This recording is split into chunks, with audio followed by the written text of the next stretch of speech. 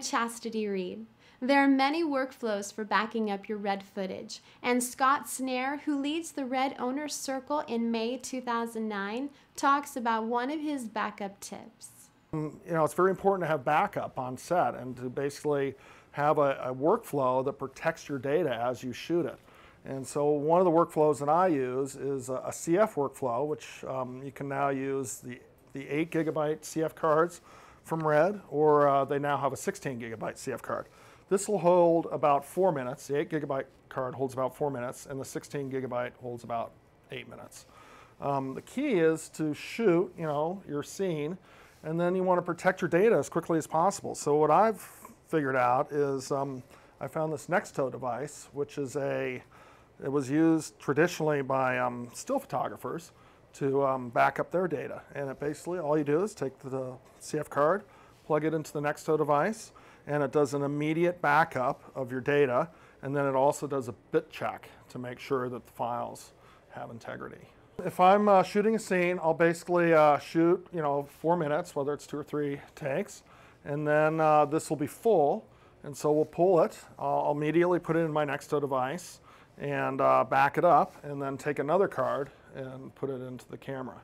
So what I'm trying to do is cover myself. I'll have 10 of these maybe throughout the day that I'll shoot with. I'll put all of them onto this Nexto device, which has the capacity to hold maybe, this particular one has 320 gigabytes, so it can hold, 20 of these cards. And then I'll know that I'm covered. I'll have everything on CF card. I'll have my, my shots backed up to the Nexto device. And then I'll also hand this off to an assistant who will go back to a workstation and, back it up again. So we'll basically have triple redundancy on the set. This is kind of insurance for me. This is basically, I know that I've put, the files onto this device, and if anything else happens, I know it's covered on here. It's got USB, and it's also got eSATA, which is the other reason I like it, because eSATA is basically the fastest way you can get data out of a hard drive. So it's relatively fast. It's about, 30 seconds per gigabyte. So it's relatively quick. And that's another advantage of this. It's fast, and I think one of the things that happens on set is at the end of the day, everybody's scrambling to pack things up, and one of the things that can slow things down is getting your data out to all the different people that need the data at the end of the day. So this helps speed that process up. If you put it in the same card twice, it remembers that you already have downloaded that card. So it's pretty good at kind of covering you for redundancy and not backing things up twice. So it's relatively intelligent about the number of cards and what cards have been backed up. It also puts a date stamp on all of the files that it creates. So it's pretty good about sort of managing your timeline and managing which CF cards are coming in, which have been recorded, and which ones in what order. The RED has a file structure that's based on a folder, and then having the R3D file and then the proxies. So that's kind of a folder structure. This takes that folder structure and puts it into another level that's kind of a date stamped folder. So everything happens underneath that date stamp folder. So it creates another level, which is, for my use, it works great. But for the DIT, he might be more comfortable just having the the RED R3D folder. This is a Nexto device, and NEXTO, and this one's a Nexto DI. And they make several different versions of it. There's different drive sizes you can get.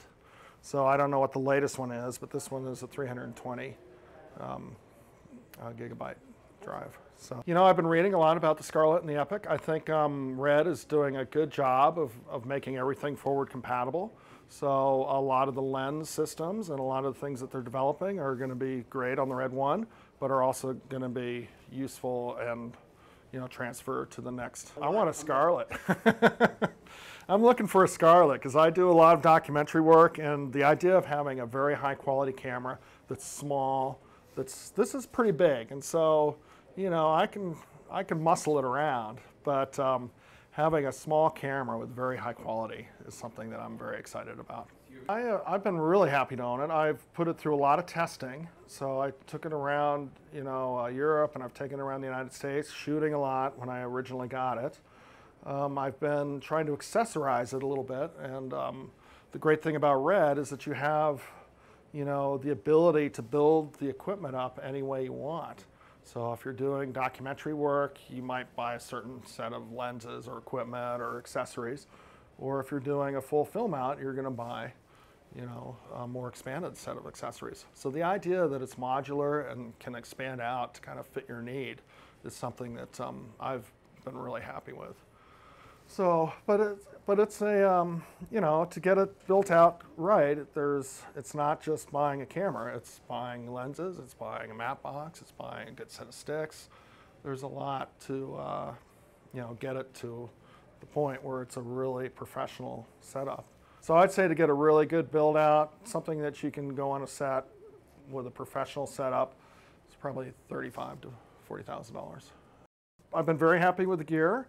I just got my camera upgraded to the new 16 gig reader, and Red took my camera back in for free, upgraded my hardware, put the new audio board in for free, and so as an owner, that's a real benefit. They've really gone out of their way to take care of their owners and to really help you along as they evolve the technology. The LA Red Users Group meets monthly at Kappa Studios in Burbank. From Hollywood, I'm Chastity Reed.